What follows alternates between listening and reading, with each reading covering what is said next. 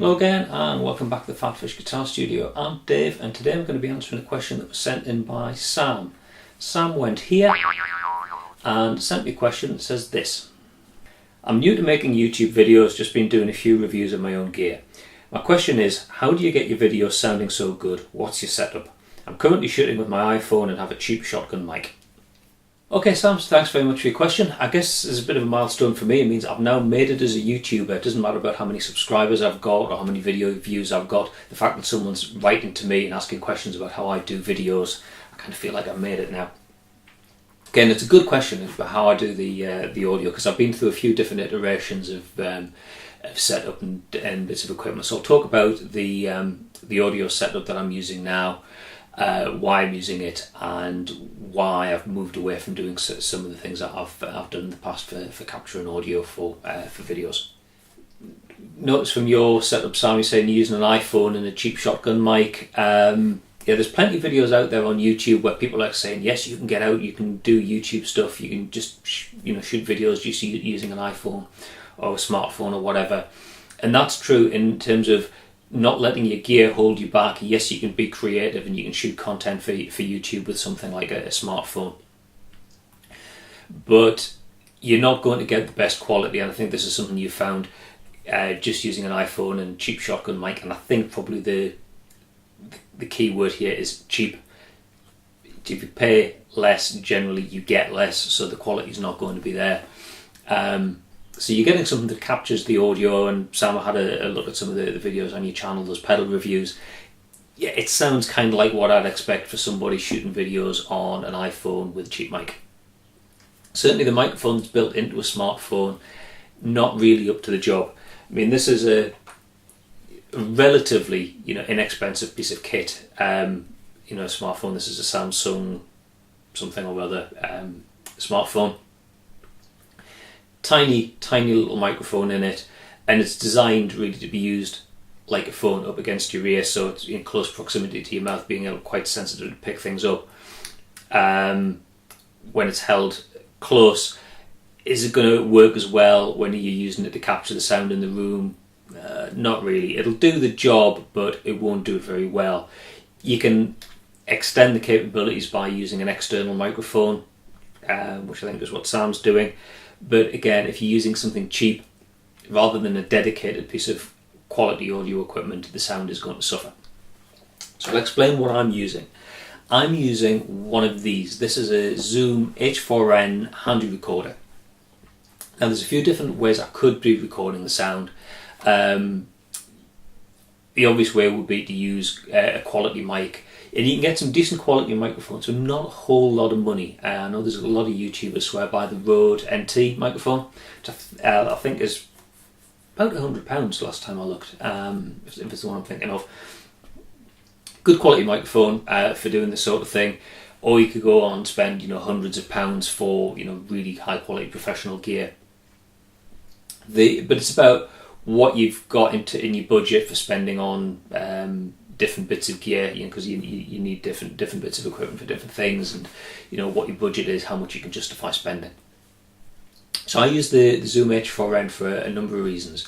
Firstly, it's reasonably affordable. I can't remember how much I paid for it now, but I'll stick up there in the edit. Remember what the price is now. At the time of recording this, I think it's probably going to be about £150, £180, something like that. Now, this has got a built-in stereo microphone, which is really good for picking up the sound of the room. There is a microphone built into the camera that I'm using over there. That picks up the sound okay, but it's not perfect. To give you an idea, this is the sound of the audio just coming from the Zoom recorders, built-in microphones, no other enhancements. But this is the sound of the audio coming just from the camera. And if you hear something on the guitar,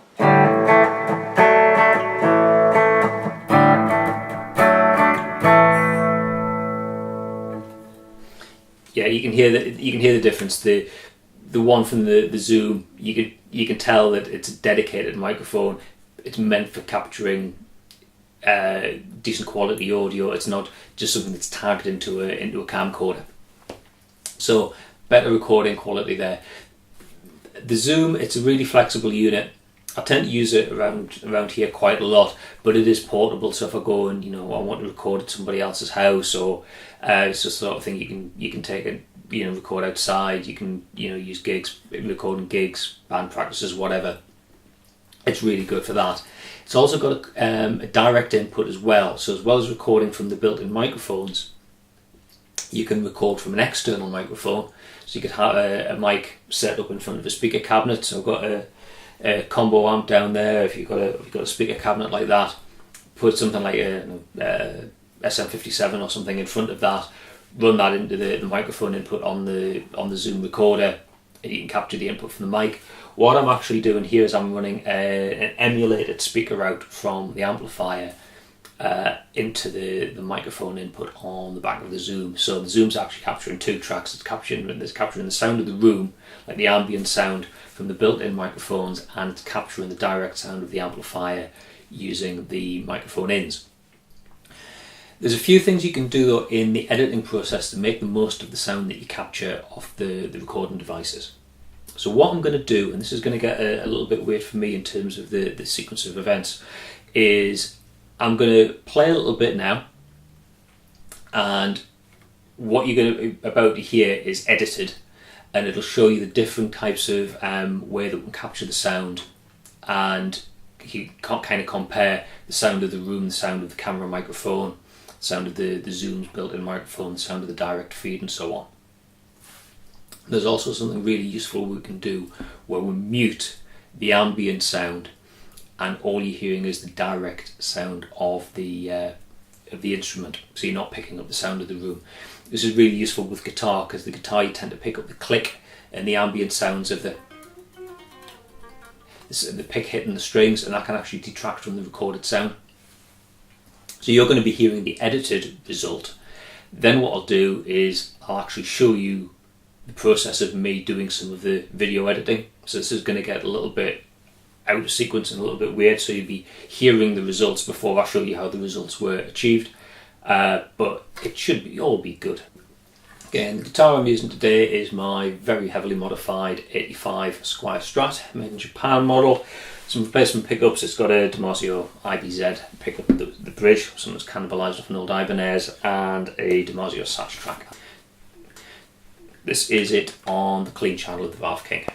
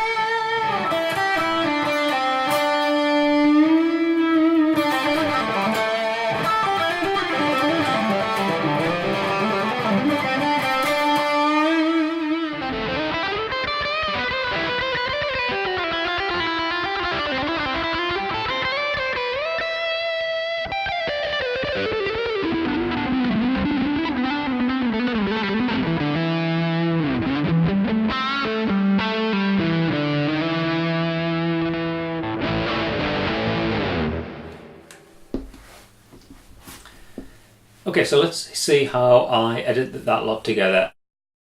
Okay, so this is the movie editing software that I use. It's Magic's Movie Edit Pro. This is running on a Windows 10 PC. I'm pretty much a Windows guy rather than a Mac user. And I've already downloaded from the camera the movie file that I shot just before. And there's also a couple of WAV files there, and those are the ones that came from the Zoom recorder.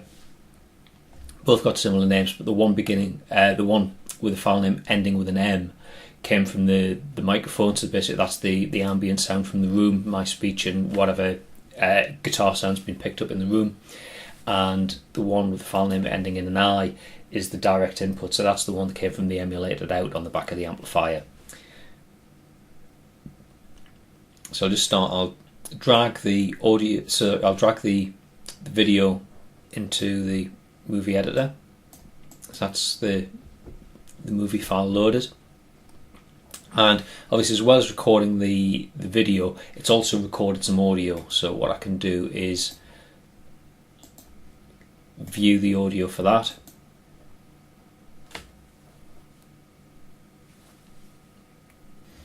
Okay, so that's the stuff that was recorded by the camera, and I'm also going to drag in the microphone input from the Zoom, drop that onto track 3, and I'll take the direct input and drop that onto track 4.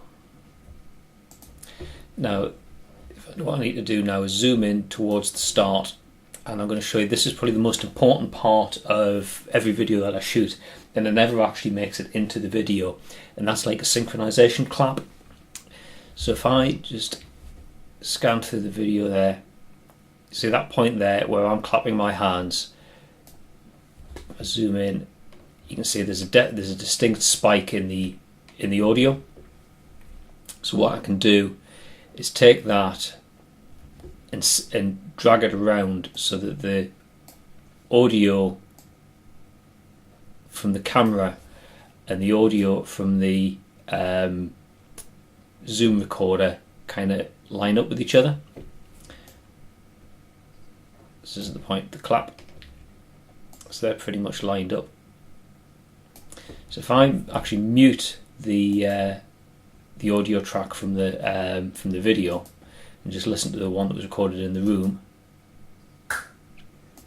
they're in sync. So I've got a point now where the video and the audio from the camera and the audio from the Zoom recorder are in step. Now the two WAV files that's recorded by the Zoom start at the same point, so they're kind of naturally in sync with each other. So I've now got a point where I know those are all in step. So if I splice those 4 tracks, delete the stuff at the start, I've now got a common starting point.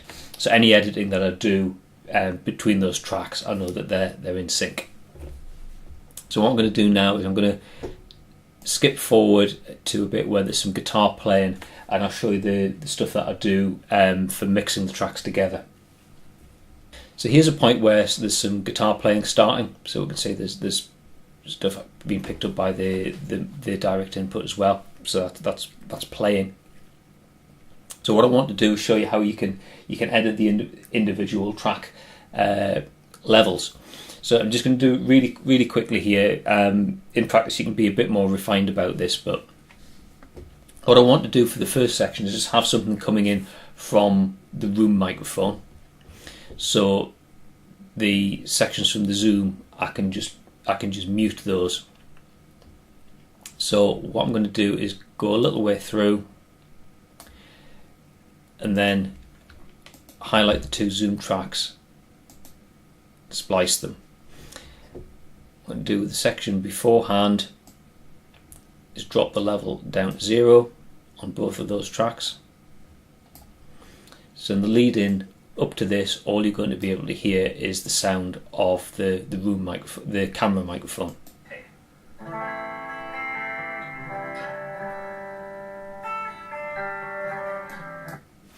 Now at this point what I want to do is cut out the room microphone and bring in the direct input. So what I'm going to do is splice the audio track for the camera mic, select that, and what I'm going to do is kind of just fade that out, and I'm going to listen to, say, the Zoom microphone, so I'm just going to fade that in at that point.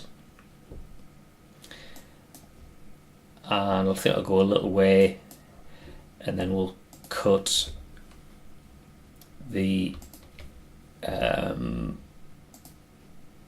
Zoom audio from the microphone and fade in the direct input. So the direct input volume there is still going to be 0, and then after that this is going to be 0. So here you can see we've got camera audio coming in, these two are muted. Then I'm going to take the camera audio for that section, which I think finishes, we'll just finish it there. And mute that. So we've got audio from the camera microphone, that fades out. The zoom direct input's also muted, but then fade in the zoom microphone. Continuing on, the camera mic is still muted. Then we fade out the zoom microphone and we fade in the direct input. And what we get is something that sounds like this. So that's the camera microphone.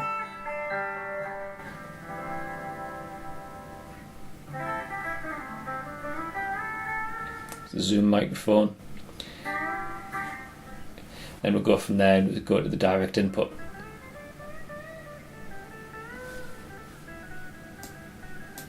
Now they're not, so the levels aren't perfectly matched, but what I can do in the editing software is raise or lower the volume. But the important thing that I'm trying to show you here is that you can take individual tracks, so you can raise the levels or lower the levels.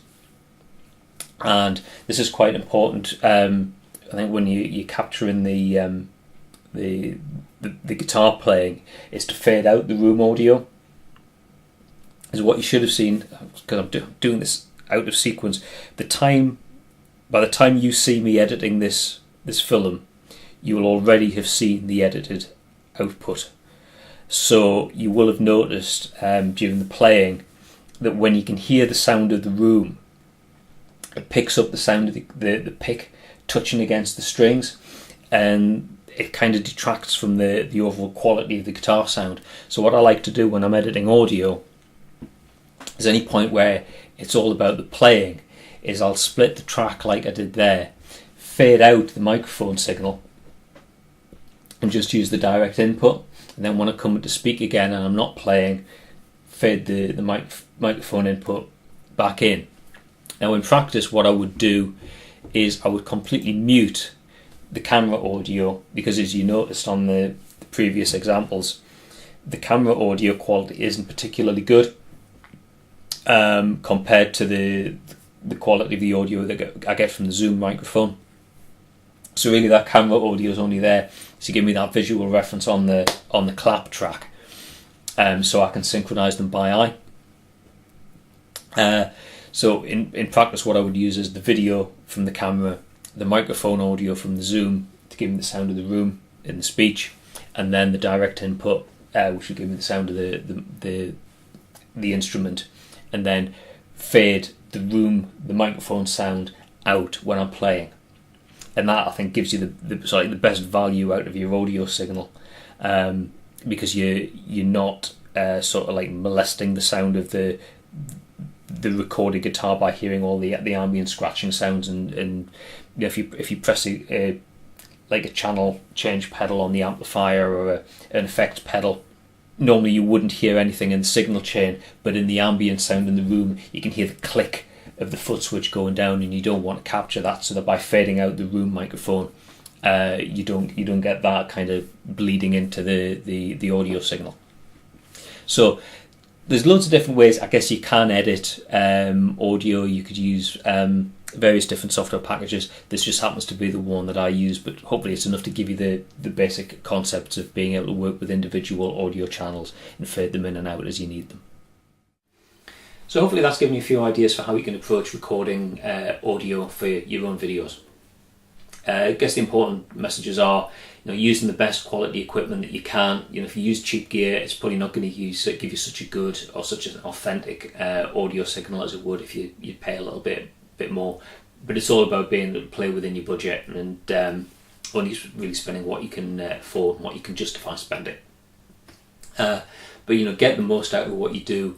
You know, have if you can, an audio source just for the room or for speech. Having another one which is just taking the sound of the instrument, and then being able to blend those together in software. So the importance of having the hand clap, so you've got a point to synchronize the audio to against the video, and then being able to bring up the sound of the voice or the sound of the instrument, depending on what it is that you want to actually feature.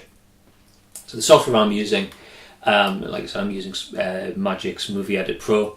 That's a paid for piece of software, but if you really are working on a tight budget, there are some like open source and shareware and free or even paid for but cheaper software alternatives out there. If you want to shop around, you should be able to find something. And there's plenty of the tutorials out there on YouTube about how to do editing. I'm not saying the way that I'm doing it is the best way or the right way, if there is such a thing as a single right way, but it works for me. And certainly getting people saying, I like the sound of the audio on your videos, so I'm obviously doing something right.